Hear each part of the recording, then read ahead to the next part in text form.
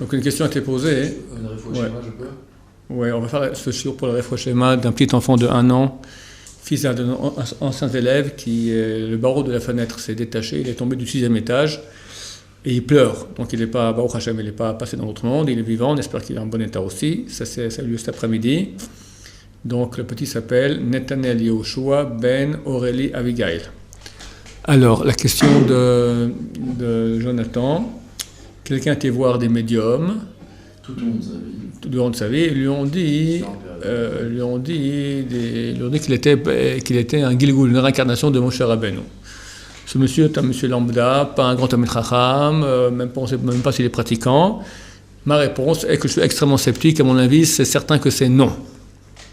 Et alors on repose la question, oui, mais il a été voir plusieurs médiums qui, chacun sans connaître ce que l'autre a dit auparavant, ont dit la même chose. Donc, il semblerait qu'ils ont raison. Alors, je vais expliquer 2 choses. Première chose, pour être un Gilgul de Moshe Rabbeinu ou un Nitzos, plutôt une étincelle, c'est-à-dire qu'on a un flux de sainteté sur nos têtes démentiel qui fait qu'on ne peut pas décoller de la Gemara. On ne peut pas décoller de l'étude de Torah. Donc, on ne peut pas, c'est pas possible. C'est pas, Moshe Rabbeinu, c'est un grand, un peu plus monsieur.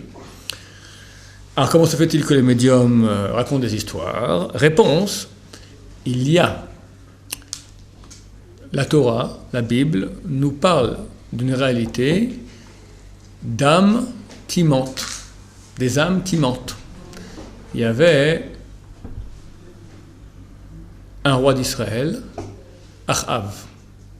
À l'époque, il y avait le schisme. Il y avait les 10 tribus d'Israël, qui aujourd'hui ont disparu, en grande partie, et la tribu de Juda. Nous, on est des Yehudim, des Judéens, d'accord, des Juifs. Le mot juif vient du mot judéen, qui vient du mot de Juda, descendant de la tribu de Juda, en grosse majorité. Le roi de Juda est allé voir le roi d'Israël. Le roi d'Israël s'appelait Achav. Et c'était un roi, un grand rachat. Et Achav lui a demandé, viens m'accompagner pour faire partir en guerre contre un de nos ennemis.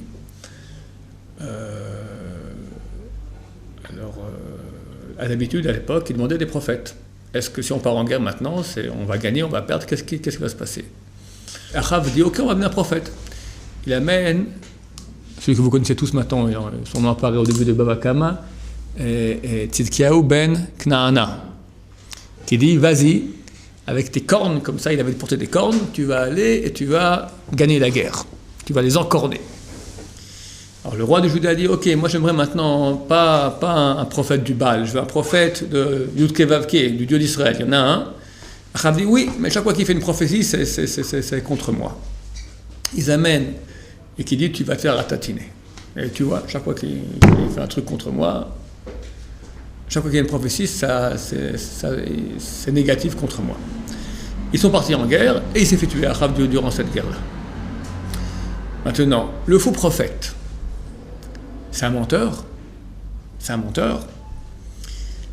La Bible raconte qu'Hachem est entouré de sa cour et a dit qui va aller tenter Achav à partir en guerre en mettant dans la bouche d'un faux prophète une fausse prophétie. Il vient une âme et elle dit moi je vais aller.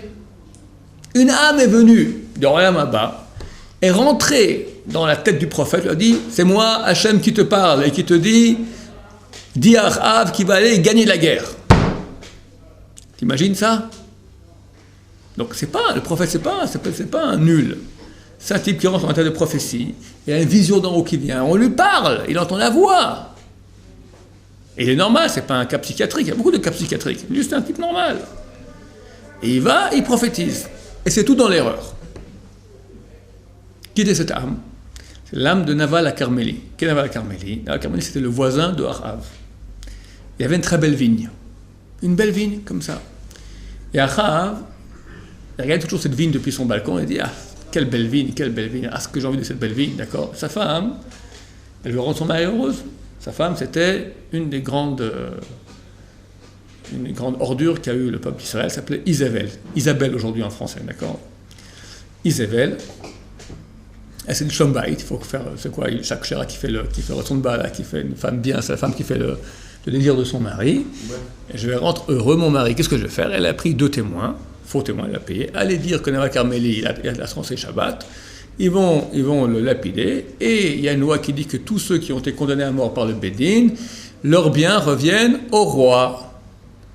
Aussi dit, aussi fait, 2 témoins viennent, on juge Nava Carmeli, on le lapide, et elle vient le soir et dit, prends ton cadeau. Ah, comme tu es une gentille femme, ma femme, grâce à toi, j'ai enfin la vigne de Naval. Naval, il part dans le ciel, et il dit, mais ce Achav-là, je dois avoir sa peau. Alors quand Hachem a dit, qui veut aller maintenant tenter le prophète pour que Achav tombe dans le panneau et ça se tue durant ce combat-là, c'est l'âme de Naval à Carmeli. Donc il se peut qu'il y ait une âme qui accompagne ce monsieur-là, qui est allé voir tous les médiums et tout ça, leur a dit, oui, mon cher Rabbeinu, tu parles. Quel but? Hein? Quel but? Qu'est-ce que j'en sais? Pour l'embêter, qu'est-ce que je sais? Ouais. N'importe. Il y a des menteurs. Il y avait un but. Regarde, il y a des menteurs. C'est faire montrer D'accord. la puissance des Kadosh Baruch Hu. D'accord. Les menteurs. Tu as toutes sortes de menteurs. Tu as des menteurs qui aiment mentir. Il y a des gens qui sont comme ça, ils inventent des histoires. Il y en a beaucoup comme ça. Ce type-là, maintenant, il est quelque part, il se balade dans le monde, ce grand menteur. Et il accompagne ce monsieur-là, d'accord, et il va dire ça à tous les... Si j'étais un spécialiste, je te dirais comment ça se passe dans les trucs des médias, mais je ne m'y connais pas. Mais c'est clair qu'il y a des messages qui viennent, des messages métaphysiques qui arrivent, qui sont complètement faux. Il peut y avoir des trucs terribles comme ça, du côté négatif. Je vais raconter l'histoire du Rav Shish Portish. Le Rav Shish Portish, c'était le grand, ou Sasportas, ça dépend comment on l'appelle, c'était le grand ennemi, le grand opposant à Shabtai Tzvi. Shabtai Tzvi, c'est un des seuls 2 hommes au monde sur lesquels on peut dire « Imar Shmo », que son nom soit effacé. Un, c'est Imar Shmo, et l'autre, c'est Shabtai Tzvi. D'accord? C'est pas Rabbi Akiva, son celui qui s'opposait à Shabtai Tzvi. Rabbi Akiva, il vient environ 1500 ans avant Shabtai Tzvi. Ouais. C'est Bar Korba. Hein? Bar Korba. Bar Korba, c'était un faux messie. Je ne sais pas, Rabbi Akiva a cru qu'il serait le messie. C'était en 135 de l'ère chrétienne, la révolte de Bar Korba. Là, je te parle environ en l'an 1600, 1600 environ. Shabtai Tzvi vient de la région ici, en Israël, Damas. Il va à Gaza. Là-bas, il y a un autre qui se prend aussi pour le messie. 2 se prennent pour le messie. Toute la nuit se bagarre, c'est des grands Talmidei Chachamim. À la fin, un des 2 accepte que c'est pas lui le messie, mais il sera sa campagne, comment on appelle ça, voilà, son organisme de communication, d'accord? Il envoie des missiles dans le monde entier. Mashiach est arrivé, c'est Shabtai Tzvi, il s'appelle Nathan le prophète, comme ça je l'appelais. Nathan le prophète, c'était la régie de communication de Shabtai Tzvi. Et les gens commencent c'était après le Giroush Sfarad, après l'expulsion d'Espagne, quelques 50 ans ou un siècle, et le peuple d'Israël était en situation, ils attendaient que le Mashiach il arrive. C'était après Rabbeinu Hari, le développement de la Kabbalah, etc. Shabtai Tzvi était un très grand kabbaliste. Très grand kabbaliste. Jusqu'à aujourd'hui, il y a des Sidurim de Rosh Hashanah et Kippour, où il y a des textes qui ont été écrits par lui. Aujourd'hui, il a tendance à de les enlever. Il a écrit un Sidur qui s'appelle Chemdat Hayamim. Très souvent, les Sidurim, maintenant, tu es parti. Encore, j'ai acheté un Sidur, moi, dernièrement, d'accord? Il a enlevé tout ça. Ben, moi, encore, quand je vais à la synagogue, ils sont tous en train de faire une prière, et moi, j'ai pas ce texte à Rosh Hashanah, quand ils ouvrent le Sefer Torah, machin, tout ça, des textes de prière avec des noms de Kabbalah, etc. Chaque personne les a écrits. C'est permis de l'utiliser? Pas bien. Mais tu vois que le monde entier, la grosse en tout cas pendant des années, des siècles, ça n'a pas été ôté des Sidurim. C'est pas conseillé. Donc c'est un très très grand Kabbalah. Et évidemment, c'est un coup du Sitra Achra terrible. Le côté négatif a réussi à... Aujourd'hui, c'est Internet, d'accord? Les grands de la Torah ont dit que tu n'as pas d'arme plus grande du Sitra Achra qu'Internet. Il n'y a pas une arme aussi forte que celle-là depuis le temps où il y avait la Avodah Zara, l'idolâtrie. Comme ça, les grands de ce monde-là ont dit dernièrement sur Internet. L'iPhone, tous ces appareils terribles, d'accord? À l'époque, le Sitra Achra, il n'avait pas Internet, il avait Nathan le prophète, la régie de com, d'accord? Et il fait une grande pub. Et des centaines de milliers de juifs ont cru en Shabtai Tzvi. À la fin, il s'est converti à l'islam. Ça a commencé à faire du remue-ménage. Le chef de toute la région politique, c'était le sultan, c'était l'Empire ottoman. Donc il a invité Shabtai, il lui a dit c'est toi le nouveau messie, ouais, très bien, ok, alors je te dis, ou tu te convertis à l'islam, ou quick. C'est bon, j'ai compris, il s'est converti à l'islam. Et une grande partie du peuple juif a cru encore que c'était encore une combine qu'il faisait pour dévoilement, il se convertit à l'islam pour aller rechercher des étincelles, pour faire encore un tikkun avant que le Mashiach vienne, le tikkun de l'islam, d'accord, etc. C'était terrible. Les gens croyaient, faisaient des avérotes, des gens avaient des relations avec des femmes mariées avec tfilin. Femmes mariées à d'autres, d'accord, en faisant le tikkun, on va maintenant rechercher des étincelles de sainteté, etc. Des trucs de tordus. Ils ont cru à ça. Un des grands opposants de Shabtai Tzvi s'appelait le Rav Shishportish ou Sasportas. Et un jour, Shabtai Tzvi vient dans la ville de son opposant, Shabbat. Après, avant Shabbat, mais dans le Shabbat, il est présent dans la ville. Sachant cela, à la prière, le Rav Shishportash, il a verrouillé les portails qui ne puissent pas venir. Mais la prière, toc, toc, toc. Shabtai Tzvi qui vient avec sa délégation, il veut, en plein Shabbat, il veut parler à la communauté, etc. On n'ouvre pas. Il défonce la porte. Et là, le Rav Shishportash lui dit, écoute. C'est pas un saut. Hein? Bien sûr que c'est un saut.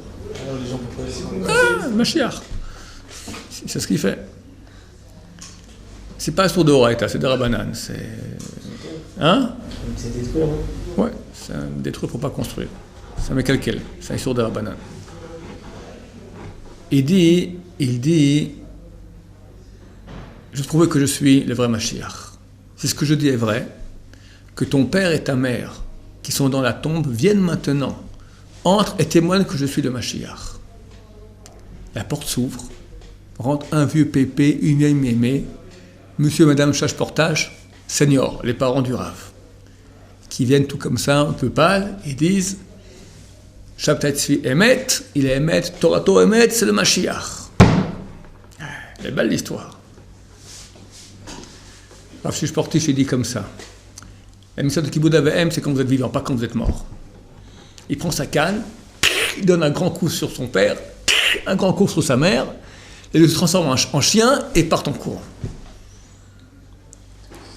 Un coup du Sitrach, un coup des forces du mal. Un autre soir, il rentre chez lui, il voit toute sa famille par terre, en train d'être en situation d'extase prophétique. Shabtai Tzvi Emet, Torato Emet, sa Torato Emet, et c'est le Mashiach. Il y a des forces puissantes terribles de mal dans le monde. Aujourd'hui, c'est les filles. Mais c'est sustenté par le mal. Alors, c'est clair. Alors, c'est la Sitracha qui le tente, alors. Pardon? C'est la Sitracha qui vient, qui vous dit...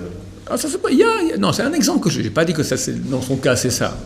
Il y a des forces de mal dans le monde, des forces impures. Il y a des trucs tordus. C'est pas quand on rêve. Quelqu'un fait un rêve prémonitoire. Alors c'est marqué que quand tu rêves, ton âme elle monte. Donc ça dépend de ta pureté. Si tu es pur, tu montes et tu te colles à Hachem et tu peux avoir des rêves qui sont des vrais rêves prémonitoires de vérité. Parce que c'est un peu de la prophétie le rêve. Mais comme des mortels comme nous qui sont pas purs, d'accord, alors on est bloqué au milieu dans les mondes des, faut pas dire ça la nuit, des écorces, d'accord, en hébreu, des kéli et puis potes, d'accord.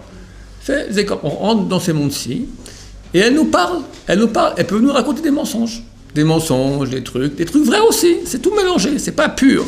C'est pour ça que ça s'appelle un songe, mensonge. Peut-être. Donc maintenant, ces médiums qui sont déjà dans le monde de la Touma, d'accord, c'est des choses interdites par la Torah. Comment je peux savoir maintenant que leur message il est vrai? Très peu de chances qu'il soit vrai. Le Rav Chaim de Volojine, son frère s'appelait Shlomo Zalman de Volojine. C'est un type qui connaissait toute la Torah.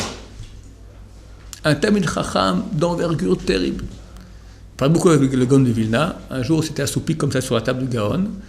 Il dormait comme ça, il s'était assoupi. Le Gaon étudiait, quelqu'un est rentré. Le Gaon dit chut, la Torah est en train de se reposer. D'accord? Et on voit la tête du Rav Shlomo. La Torah, elle est là. Toute la Torah. Ben, un jour, il a envoyé un messager d'urgence au Rav Shlomo Zalman de Volojine lui disant sache que bientôt vont se dévoiler à toi des anges de la Torah qui voudront t'enseigner les secrets de la Torah. Refuse. T'imagines, si Yeshua Yosef, tout coûte un petit peu. Ah non, je viens. Je te dévoile maintenant les grands secrets. Demain, tu sors tout Bava Kama par cœur, avec tous les Mefarshim, après Bava Batra, et après la Kabbalah et les machins. Refuse pour deux raisons. D'abord, il ne faut pas qu'on nous enseigne, il faut que nous-mêmes, on se casse la tête et arriver. Si Hachem veut qu'on sache, magiquement, il nous fait naître des anges nous-mêmes, d'accord? Pourquoi il nous envoie maintenant avec l'esprit tordu, l'esprit obtus, l'esprit difficile à comprendre, avec une mauvaise mémoire? Il veut qu'on bûche. Alors l'ange dit, viens, t'as aucun mérite. Deuxièmement, on est à l'étranger, j'étais à Vina à l'époque, et il y a des anges qui sont des anges menteurs. Alors ils diront du vrai, ils diront c'est un peu de faux, parce qu'on est à l'étranger, il y a d'Atouma. Hors d'Israël, il y a d'Atouma. Il n'y a qu'en Israël où on est direct avec Hachem. Hors d'Israël, il y a des anges de Touma. Et eux viennent et t'enseignent, c'est déjà un niveau balèze, mais néanmoins, vu qu'eux-mêmes ne sont pas Kedoshim entièrement, même s'ils ont une bonne intention, ces gens-là, étant donné qu'ils ne sont pas dans la sainteté totalement, il y a une partie qui est fausse, il y a du faux aussi qui rentre. Il y a eu Arizal ou d'autres qui auraient pu avoir un Maguide ou quelqu'un qui leur enseigne comme ça. À l'étranger? À l'étranger? Non, c'est pas une question d'étranger, mais c'est-à-dire, voilà, vous dites c'est pas bien, ça enlève un peu le mérite, tout ça. Alors pourquoi? Alors, les Magidim qu'on a eu, on va dire, les Magidim qu'on connaît, la majorité étaient en terre d'Israël. Rabbeinu Harib, on n'a pas eu un Maguid Rabbeinu Harib. Il apprenait les Wanavim. Voilà, alors même des Wanavim, c'est-à-dire, ça leur a levé leur sautin. Je saute à une question. Bon, je ne sais pas pourquoi le gars nous a dit ça.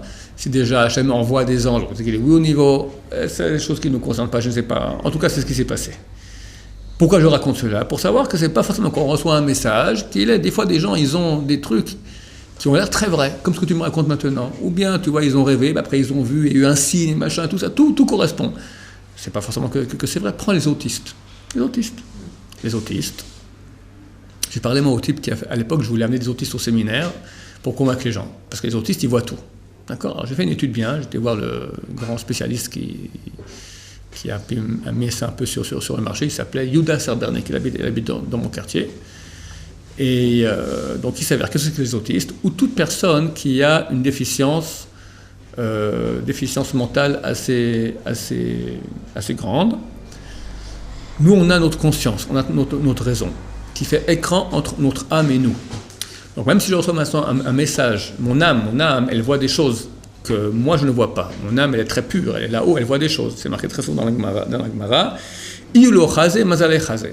Lui ne voit pas, mais son mazal voit. Son mazal, c'est son âme. Son âme qui est très pure, là-haut, elle voit le futur, elle voit des choses, elle peut tout à fait voir. Maintenant, quand elle envoie un message à nous, ça passe pas. Pourquoi? Parce qu'on est impur. Et il y a ma conscience qui fait écran. Maintenant, quelqu'un dont la conscience ne fait pas écran parce que sa conscience, elle est endommagée. Un autiste, tous les cas de CP, de gens qui ont des problèmes mentaux graves, d'accord? C'est ça rentre dans le cas? Il paraît que oui, pas tout le monde, ça dépend à quel point, d'accord? Même des gens qui sont dans le commun, il m'a dit aussi, où la conscience, elle est au repos, le message de l'âme peut rentrer beaucoup mieux. Maintenant, on n'a pas besoin de se mettre en contact avec une âme, ça ne marche pas. Alors, ils ont adopté une méthode qui vient à la base des goïms, je crois en Australie, de contact avec les autistes.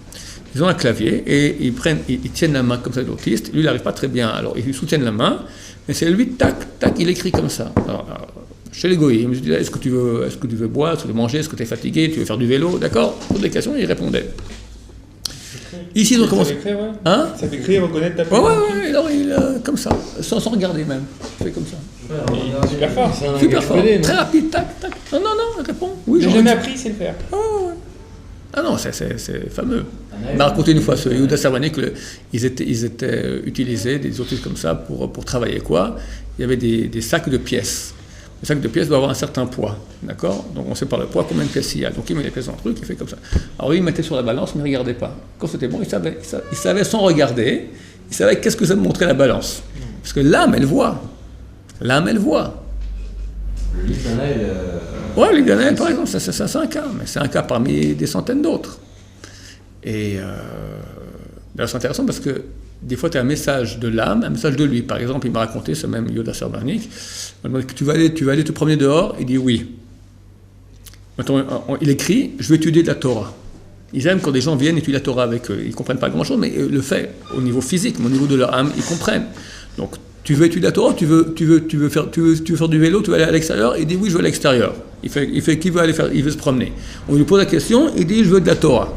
Donc le corps dit une chose, et l'âme en dit une autre. Donc on peut par ce moyen se mettre en contact avec l'âme. Alors, on pose des questions, alors, qu'est-ce qui va arriver bientôt? Avec Bibi Netanyahou, c'est lui qui va déclencher les guerres de Gog Magog, ça va parler, il va faire tchouva, il reste peu de temps, mon pauvre. Il y a des messages aujourd'hui. Chaque semaine, tu as le feuillet qui sort des messages des autistes. Ça dit quoi? Par dizaines, des centaines d'autistes, d'accord? Tous disent... Pas par cette personne-là qui s'occupe là... C'est lui. Bon, lui, alors c'est ça sur le marché, ça fait très longtemps, au moins 10 ans, 15 ans que je... Ils sont tous cohérents, les autistes? Ouais, ils sont cohérents, et ils disent que c'est bientôt la fin. Il faut faire, tu vois, bien sûr, ils disent bien sûr que c'est bientôt la fin. Ça fait 15 ans qu'ils disent ça, sans cesse. Un jour, on t'a posé une question à Abraham Kanemski, il a dit, je sais pas, allez poser les questions aux autistes, d'accord? Mais il a dit en rigolant. C'est-à-dire en rigolant, bien que les autistes vont remplacer. À l'époque, il y a eu un engouement. Aujourd'hui, c'est calme. Il y a un engouement dans le monde orthodoxe. Les gens ont cru bientôt on va mettre un autiste à la place du Abraham Kanemski, d'accord? Et il répond d'où la War HaKodesh. On pose une question, c'est quoi? J'ai une affaire. C'est bon, pas bon? Voilà, c'est mieux. Le Rav ne répond pas. L'autiste, il va répondre. Mais sérieusement, alors? La réponse, elle est que ces autistes, aussi âmes qu'ils soient, ils sont aussi c'est pas Moshe Rabbeinu, c'est un autiste, ok, avec son âme, et dans les mondes où se trouve l'âme, d'accord, en tout cas, ou même peut-être dans le passage que fait le message de l'âme, il y a des interférences avec des forces impures. Et des fois, ils racontent des bobards. Ça peut arriver. Pourquoi j'ai pas pris pour finir les autistes au séminaire? J'ai été voir un autiste ici à Ramoth, et... c'est terrible, hein, ça saute, machin, c'est très dur, d'accord. Sa mère nous racontait qu'elle a fait comme ça, il lui a dit qu'il était un gilgoul d'un garçon qui vivait il y a 400 ans en Espagne, et ses parents étaient tzadikim, et lui, il est mort, subitement. Pourquoi il n'a pas fait de tchouva? Il était sur le cheval, il est tombé, la tête sur la pierre, boum, c'est éclaté, là. Il est mort comme ça, il n'a pas eu le temps de faire tchouva. Donc il y a eu 400 ans de purgatoire, machin, maintenant il est revenu en gilgoul, en tant qu'autiste, c'est bon, il n'a pas encore fini son chemin. Et lui, c'était un tzaddik. Ses parents étaient tzaddik. Lui, il a quitté la Torah, etc. Ses parents étaient tzaddikim, lui, il a quitté la Torah, et il a fini en...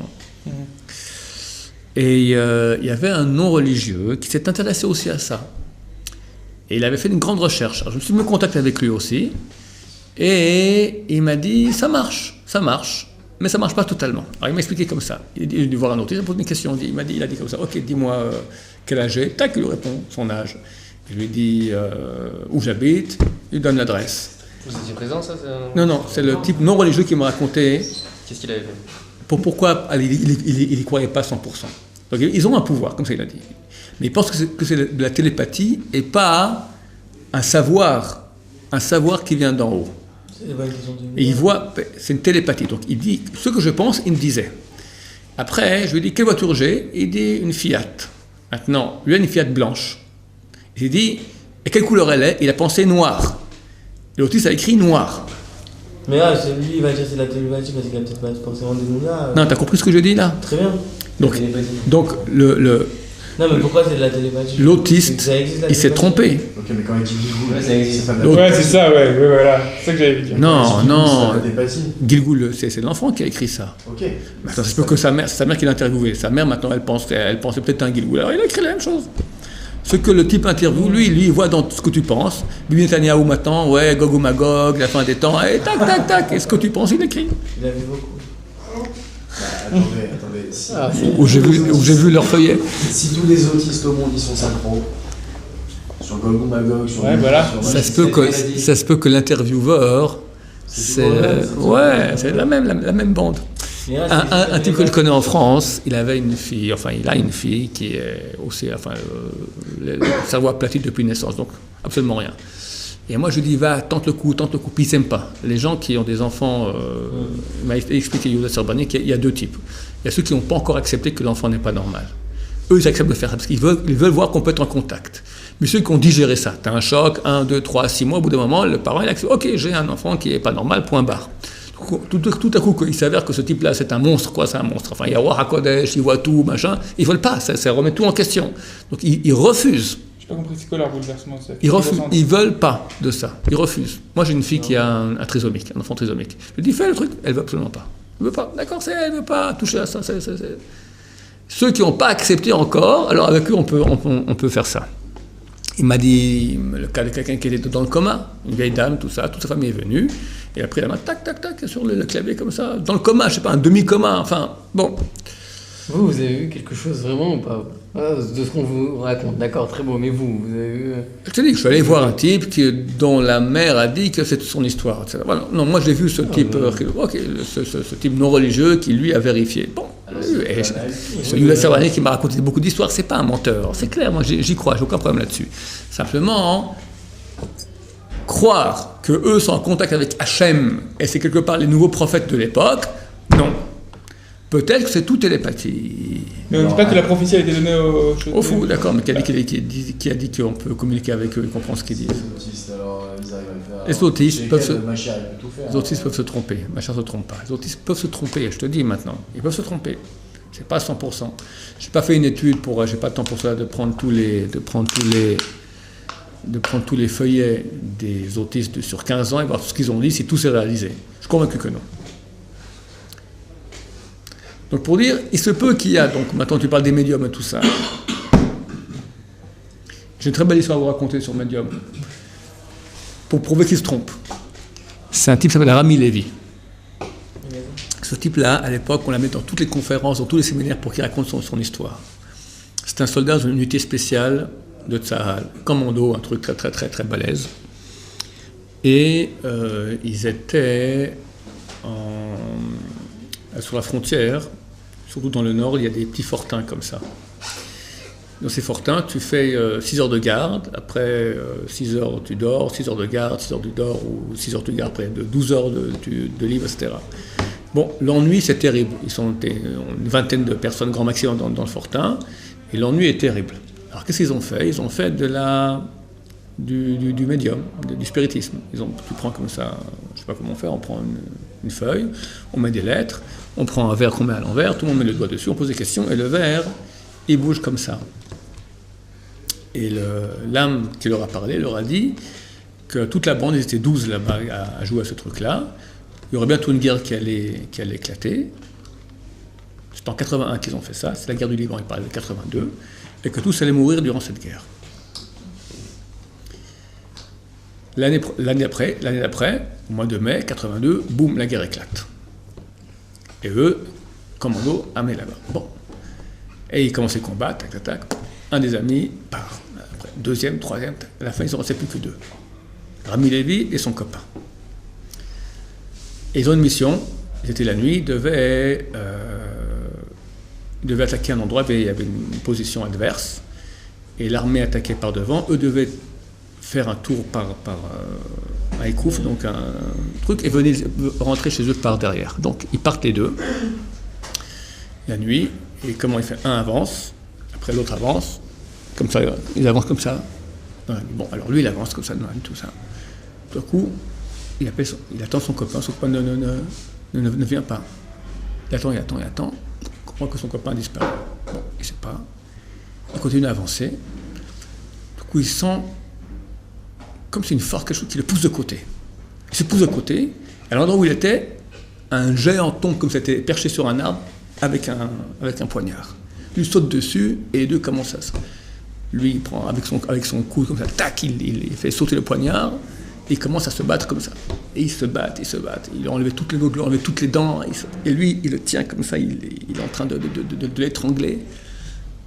Et les minutes passent, à la fin, il raconte qu'il sent toutes les parties de la gorge, les vaisseaux, les machins, tout ça, à la fin, il sent qu'il est en train de faiblir, et le type, il meurt. Bon, son autre copain, il s'est fait zigouiller par un autre qui était perché comme ça, il revient au campement, sauf. Il a fini la guerre vivant. Et il a fait tchouva. Et il a raconté cette histoire maintenant dans tous les séminaires, d'accord? Comme quoi le mérite de la tchouva et des conférences qu'il faisait maintenant, c'est grâce à ça que durant la guerre, il a été sauvé. Et bien que l'âme dans le spiritisme lui a dit « Mon vieux, c'est terminé », et qu'il a eu raison dans 11 cas, dans le 12e, il n'a pas eu raison. Baruch Adonai,